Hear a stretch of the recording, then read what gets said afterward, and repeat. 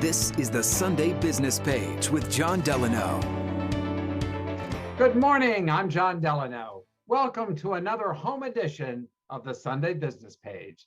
And our very special guest today is attorney Joe Reinhart, who is the co-chair of the law firm of Babs Callen's Energy and Natural Resources practice.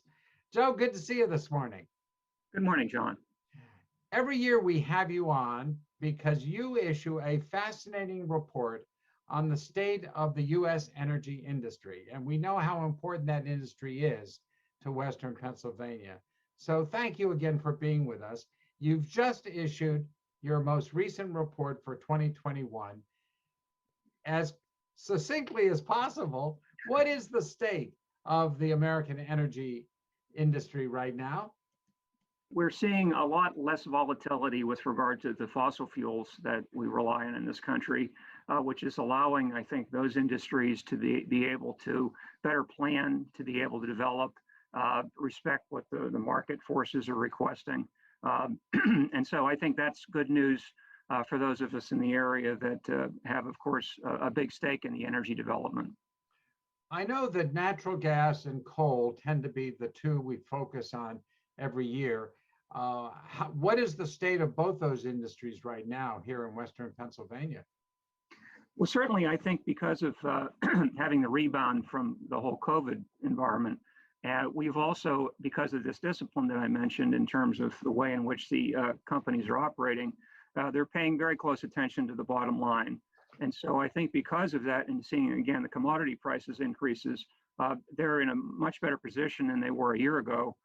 Because of the fact that they understand now that simply producing more isn't enough, but rather having to return investment to the investors is going to be critical to them. We all know how important climate change and the need to address climate change is in this country and around the world. And yet I was surprised to see a pie chart in your report that basically shows that renewable energy still remains only 12% of our source of energy in this country. Petroleum, oil is 35%, natural gas is 34%, and coal is 10%. We are very reliant on fossil fuels still. True?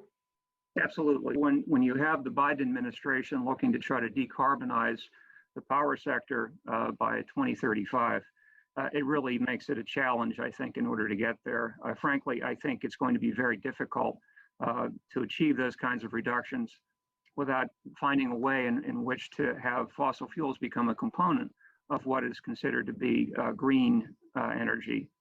Carbon capture sequestration is one way, for example, that I think you could find that happening, but there's lots of other ways that I think we're going to get there.